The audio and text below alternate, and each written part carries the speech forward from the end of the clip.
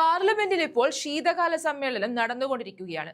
സമ്മേളനത്തിൽ അധികവും രാഹുൽ ഗാന്ധി ഉന്നയിച്ചത് വോട്ട് ചോരിയെ കുറിച്ചായിരുന്നു. എന്നാൽ ഈ വിഷയത്തിൽ നരേന്ദ്രമോദിക്ക് മൗനമായിരുന്നു മറുപടി. എന്നാൽ അമിത്ഷാ ഈ വിഷയത്തിൽ ഒട്ടും വിട്ടുകൊടുത്തില്ല. അമിത്ഷായും രാഹുൽ ഗാന്ധിയും തമ്മിൽ വൻ വാഗ്വാദങ്ങളും പോരുകളുമാണ് പാർലമെന്റിൽ അരങ്ങേറിയത്. ഭരണപക്ഷവും പ്രതിപക്ഷവും തമ്മിൽ രൂക്ഷമായ വാദപ്രതിവാദങ്ങൾ നടന്നു. ഒടുക്കം വോട്ട് ചോരി ആദ്യം നടത്തിയത് നെഹ്റു ആണെന്ന് വരെ അമിത്ഷാ ആരോപിച്ചു. നെഹ്റുവും ഇന്ദിരാഗാന്ധിയുമാണ് ആദ്യമായി വോട്ട് ചോരി നടത്തിയതെന്ന വിവാദ പരാമർശമാണ് അമിത്ഷാ പാർലമെന്റിൽ നടത്തിയത്. പിന്നീട് അങ്ങോട്ട് വൻ പോരാണ് പാർലമെന്റ് സാക്ഷ്യം വഹിച്ചത്. എന്നാൽ ഇതിലൊന്നും കോൺഗ്രസോ രാഹുൽ ഗാന്ധിയോ തളരില്ല. എന്തൊക്കെ പറഞ്ഞ് തളർത്താൻ നോക്കിയാലും ഈ വിഷയം കൂടുതൽ ജനങ്ങളിലേക്ക് എത്തിക്കുക തന്നെ ചെയ്യും. അങ്ങനെ BJP സർക്കാരിനെ താഴെ ഇറക്കുകയാണ് ലക്ഷ്യം. ഇപ്പോഴിതാ ഈ വിഷയത്തെ കൂടുതൽ ശക്തമാക്കാൻ ഒരുങ്ങുകയാണ് കോൺഗ്രസ്.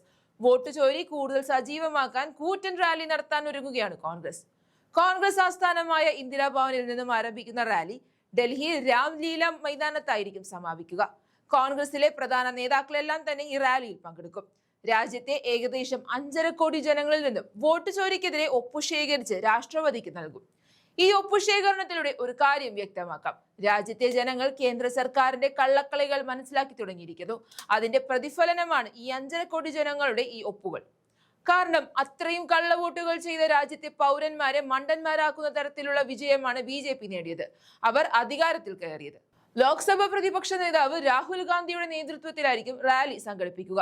രാഹുൽ ഗാന്ധിയോടൊപ്പം കോൺഗ്രസ് ദേശീയ അധ്യക്ഷൻ മല്ലികാർജുൻ ഖർഗെ, പ്രിയങ്ക ഗാന്ധി, KC വേണുഗോപാൽ, ജയറാം രമേശ്, സച്ചിൻ പൈലറ്റ് തുടങ്ങിയ നേതാക്കളും റാലിയിൽ പങ്കെടുക്കുന്നുണ്ട്. ഇവർക്കൊക്കെ പുറമെ സോണിയാഗാന്ധിയും ഉണ്ടാകുമെന്നും പറയപ്പെടുന്നു. BJP സർക്കാരിന്റെ വോട്ട് ചോരിക്കെതിരെ പ്രതിപക്ഷം എന്നും ഒറ്റക്കെട്ടായി തന്നെയാണ് പ്രവർത്തിക്കുന്നത്. അടുത്ത തെരഞ്ഞെടുപ്പിൽ ഈ വിഷയം കാരണം BJP സർക്കാർ താഴെ ഇറങ്ങുമെന്ന് ഉറപ്പാണ്.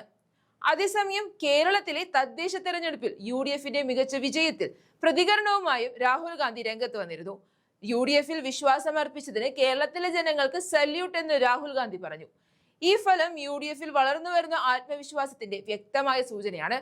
നിയമസഭാ തിരഞ്ഞെടുപ്പ് തൂത്തുവാരും. വിജയം സാധ്യമാക്കിയ എല്ലാ നേതാക്കൾക്കും പ്രവർത്തകർക്കും നന്ദിയുണ്ടെന്നും രാഹുൽ ഗാന്ധി പറഞ്ഞു.